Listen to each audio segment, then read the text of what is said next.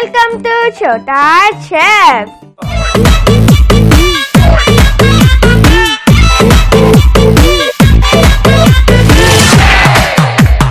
ముందుగా ఈటీవీ అభిరుచి ప్రేక్షకులందరికీ happy father's day.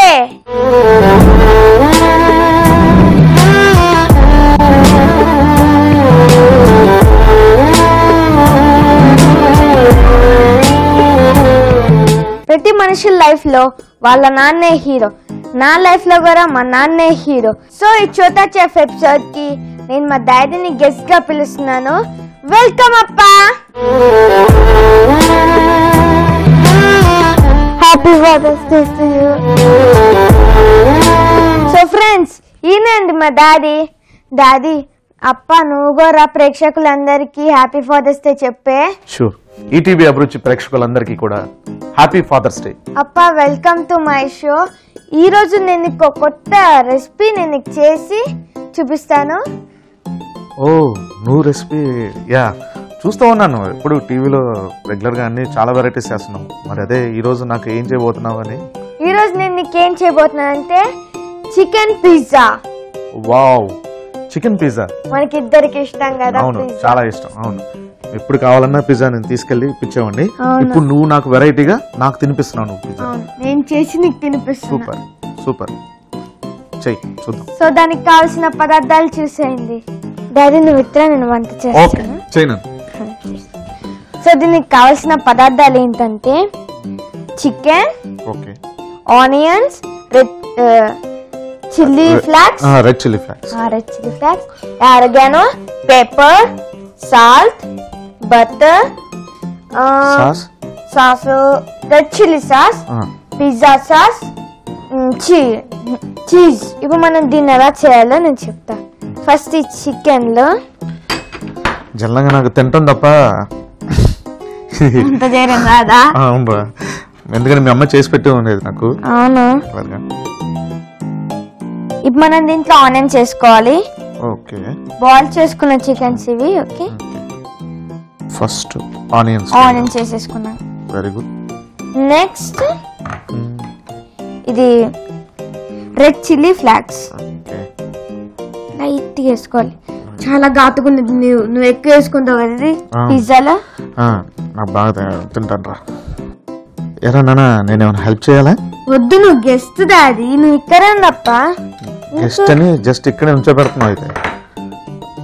సరే, ఇప్పుడు మనం అరగానే వేసుకోవాలి. నెక్స్ట్ దీంట్లో మనం కొంచెం పెప్పర్ వేసుకోవాలి. ఓకే, అవునప్ప, నీకు తాతకి ఎలా రిలేషన్ ఉన్నది? ఫాదర్స్ డే కదా, చెప్తావా? చాలా ఉంది నాన్న. ఏంటంటే నేను చిన్నప్పుడు అంటే 6 years అప్పటి నుంచి కూడా నేను స్టేజ్ మీద డ్యాన్స్ పర్ఫార్మెన్స్ చేసేవాడిని స్కూల్లో. అంటే అప్పట్లో టీవీలు కూడా లేవు, అప్పట్లోనే కొత్తగా వచ్చాయి టీవీలు.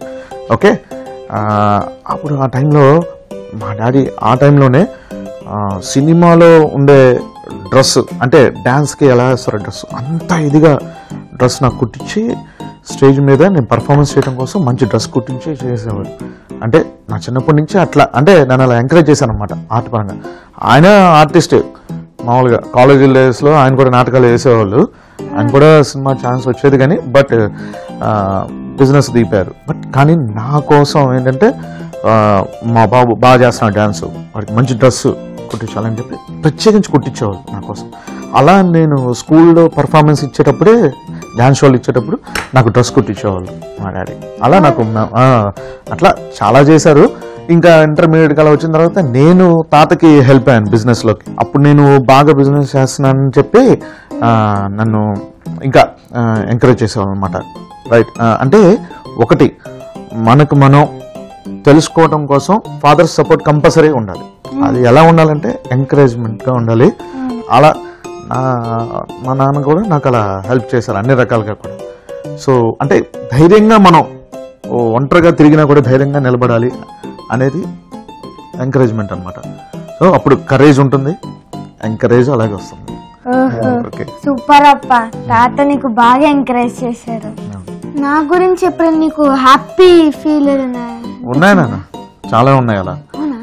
ఏంటంటే యాక్చువల్గా నువ్వు ఈ ఈటీవీ చోటా చెఫ్ అనే ప్రోగ్రామ్ చేసేటప్పుడు అంటే చాలా ఎపిసోడ్స్ చేసావు కదా, జనరల్గా ఆడియన్స్ అంటే ఎక్కువగా రెగ్యులర్ ఇళ్లలో లేడీస్ ఉంటారు కదా, వాళ్ళు ఎక్కువ చూస్తూ ఉంటారు. సో ఒకసారి మనం మాల్కి వెళ్ళాం, గుర్తుందా? మాల్కి వెళ్ళినప్పుడు ఒక ఆంటీ ఒక ఆవిడ నిన్ను ఎస్ నువ్వు చోటా చెఫ్ లో చేతావు కదా, నువ్వు వంటల ప్రోగ్రామ్ చేస్తావు కదా, చాలా బాగా చేస్తున్నావు అనగానే నాకు అప్పుడు ఫస్ట్ హ్యాపీ అనిపించింది. ఎందుకంటే చిన్న ఏజ్లో నీకు అలా గుర్తుపట్టి అందరూ నిన్ను పలకరించడం నాకు ఒక విధంగా చాలా హ్యాపీ అనిపించింది. సో రికగ్నైజ్ చేయడం, నిన్ను గుర్తుపట్టడం, సో ఇంత చిన్న వయసులోనే నువ్వు అలా ఆడియన్స్ తెలుసావు కాబట్టి ఐ ఫీల్ వెరీ హ్యాపీ. ఎరా ఇప్పుడు ఎంతసేపు కబుర్లేనా, నాకేమైనా చేసి పెడతావా? మరి మర్చిపోయినా. ఇప్పుడు మనం పిజ్జా బేస్ తీసుకుని ఈ ప్లేట్ లో పెట్టుకోవాలి. అవునప్ప, నువ్వు ఇంకా ప్రాజెక్ట్ చేస్తున్నావు, అందరితో మిమిక్రీతో ఆదరిస్తున్నావు బాగా. ఇంకేమేమి ప్రాజెక్ట్స్ చేస్తున్నావు ఇప్పుడు?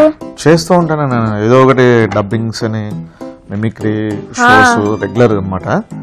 ఇప్పుడు నెక్స్ట్ మనం ఇది pizza red chilli sauce okay, దీన్ని మనం అప్లై చేయాలి. హెల్ప్నా? అదే మీరు గెస్ట్ కదా. ఎప్పుడు నా పరిస్థితి తింటమే అయిపోతుంది, వండటం ఎప్పుడు వండుతాను. అప్పుడు సాంబార్ వండలేదా? అది ఇంట్లో వండమని ఎన్నిసార్లు చెప్పాను నేను, జగన్నాథకం షార్ట్ ఫిల్మ్ లో. ఎప్పుడో ఒకసారి చేసినట్టున్నాను రా బిర్యానీ, ఏదో చేసి ఇంట్లో చేసి పెట్టాను రా, తింది శుభ్రంగా. ఎప్పుడు నువ్వు చిన్నప్పుడు. అమ్మా నువ్వు చెప్పమా, అప్ప నిజంగా చేశారా బిర్యానీ? ఇంటికి వస్తాగా అడుగుతున్నా. ఆ విషయం తర్వాత మదర్స్ డే అడగచ్చు మీ అమ్మని. ఓకే అవునప్పా, నువ్వు మా షోకి వచ్చావు కదా, మమ్మల్ని అందరినీ నీ మిమిక్రీతో ఏదైనా ఒక్క డైలాగ్, నీ ఇష్టం నువ్వేం చెప్పు, ఒక్క డైలాగ్ తో మా అందరిని అలరిస్తావా? నాకు మా ఆడియన్స్ అందరికి. తప్పకుండా. అమరేంద్ర బాహుబలి అను నేను అశేషమైన మహిష్మతి ప్రజల ధన మాన ప్రాణ సంరక్షకుడిగా, ప్రాణత్యాగానికైనా వెనుకాడబోనని రాజమాత శివగామి దేవి సాక్షిగా ప్రమాణం చేస్తున్నాను. నువ్వు నా పక్కనున్నంత వరకు నన్ను చంపే మగాడు ఇంకా పుట్టలేదు మామా. కానీ కట్టప్పే చంపాల్సి వచ్చింది ప్రభాస్ ని. అప్పుడు ఆ సీన్ ఎలా ఉంటుందో రివీల్ చేద్దాం. బాహుబలి రక్తం ఈ జన్మకి మనం చేసిన పాపాన్ని కడుక్కోగలమా తల్లి? తప్పు చేసావు శివగామి, చాలా పెద్ద తప్పు చేశావు. బాహుబలి మీద కోపంతో రగిలిపోయావు, కానీ నీ కన్ను కొడుకు చేసిన దుర్మార్గాన్ని తెలుసుకోలేకపోయి. బాహుబలి, అమరేంద్ర బాహుబలి, అమరేంద్ర బాహుబలి అను నేను మహిష్మతి ప్రజల ధన మాన ప్రాణ సంరక్షకుడిగా, ప్రాణత్యాగానికైనా వెనకాడబోనని రాజమాత శివగామి దేవి సాక్షిగా రాజమాత పిచ్చి మాత. వావ్, ఎప్పుడింత పర్ఫెక్ట్ గా విన్నాం, ఎప్పుడు లేదు డాడీ, చాలా బాగా. నాన్నకు ప్రేమతో అంకితం నా ప్రతీక్షణం. కూల్, హ్యాపీగా చేస్తున్నావు కదా ఇది రెసిపీ, హ్యాపీగా తినాలి. ఓకే, నా పక్కన నేను ఎందుకు వేస్తా? ఇదిగో ఇప్పుడు నేను చేస్తాను, చేద్దాం. Very good. ఇప్పుడు మనం ఇది పిజ్జా సాస్ వేసేసుకోవాలి, దీని మీద స్ప్రెడ్ చేసుకోవాలి. అవునరా రే, అవును, చాలా వెరైటీస్ రెసిపీలు చేస్తూ ఉన్నావు. ఎలా నేర్చుకున్నావు నాన్న? నాకు తెలియకుండా ఎలా నేర్చుకున్నావు? నువ్వు ప్రోగ్రామ్స్ కి వెళ్ళావు కదా, అప్పుడు నేను అమ్మాయికి చెప్పేసి ప్లీజ్ ప్లీజ్ అని అడిగి చేసేసా, నేర్చుకున్నా. తనకి అన్ని వెరైటీస్ నేర్చుకున్నావు అనమాట. అంటే ఇంటి పక్కనే కదా చికెన్ షాప్. ఇప్పుడు మనం చికెన్ ముక్కలు దీంట్లో వేసుకోవాలి. యా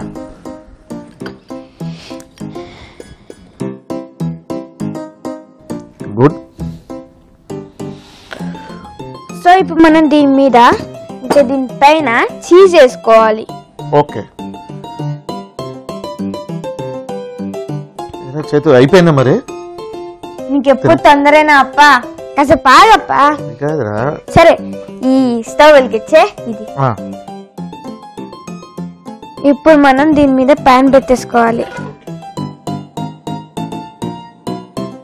ప్యాన్ పెట్టుకున్న తర్వాత దీని మీద బట్టర్ వేసుకోవాలి. బట్టర్. ఇప్పుడు మనం బటర్ వేసుకున్నాం కదా, ఇందాక రెడీ చేసుకున్న పిజ్జాని దాంట్లో వేసుకుని కాస్త రోస్ట్ చేసుకోవాలి. అప్పుడు మన టేస్టీ చికెన్ పిజ్జా అయిపోద్ది. టేస్టీగా తినేయచ్చు. అలా మూడు హెల్ప్ చేయనా? వద్దప్ప, మీరు గెస్ తప్ప. సరే పని పని చేయకుండా ఉంచోబెట్టా. సరే ఓకే ఇది పెడతాను. తీసి ఓకే ఇది తీసి ఇది కూడా ప్యాన్ మీద పెట్టాలి. అప్ప ఇంత చేసాం కానీ అసలు చేయలేదప్పా. ఏంటది? ఈ మూత దీని మీద పెట్టాలి. అప్పుడే చాలా బాగా చీజ్ మెల్ట్ అయ్యి మనం కొరికితేలా సాగిద్ది. అప్ప దీన్ని ఇలా మూత పెట్టాం కదా, ఇది ఇంకాస్త రోస్ట్ అప్పుడు టేస్ట్ చేస్తే చాలా బాగుంది. చికెన్ పిజ్జా రెడీ అయిపోద్ది. అప్ప సర్వింగ్ ప్లేట్ తీసేసుకున్నాం కదా, రెడీ అయిపోయింది. అయితే తినేయచ్చు.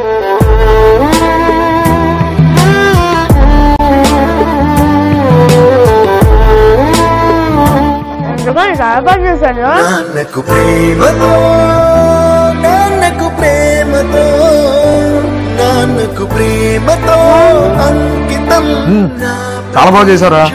ఏదో అనుకున్నా టీవీలో చూడటం తప్ప నాకు తెలిసేది కాదు కదా. ఇప్పుడు లైవ్ లో తింటున్నాను కదా, చాలా బాగుంది. సో ఈరోజు ఎపిసోడ్ అయిపోయింది కదా, ఈరోజు ఫారెస్ట్ డే కదా, మనం ఇద్దరం ఈరోజు బాగా ఎంజాయ్ చేద్దాం బయటికి వెళ్ళి. ఓకే, కానీ మనం ఇప్పుడు ఈ షో అయిపోయింది కదా, వెళ్లే ముందు నేను ఒక ఫినిషింగ్ టచ్, ఒక గిఫ్ట్ ఇవ్వబోతున్నా. ఏ కష్టం ఎదురొచ్చినా కన్నీళ్లు ఎదిరించినా ఆనందం అనే ఉయ్యాలలో నన్ను పెంచిన నాన్నకు ప్రేమతో నాన్నకు ప్రేమతో. సడన్లీ వాళ్ళు చూస్తే స్పెషల్. మీరు కూడా ఈరోజు మీ డాడీతో బాగా ఎంజాయ్ చేయండి. సో బాయ్ చెప్పేద్దామా? Okay okay bye bye. మనం వెళ్ళి ఈరోజు బాగా ఎంజాయ్ చేద్దాం. ఓకే, ఐమాక్స్ తిరుగుదాం, ఇంకా సినిమాకి వెళ్దాం, ఇంకా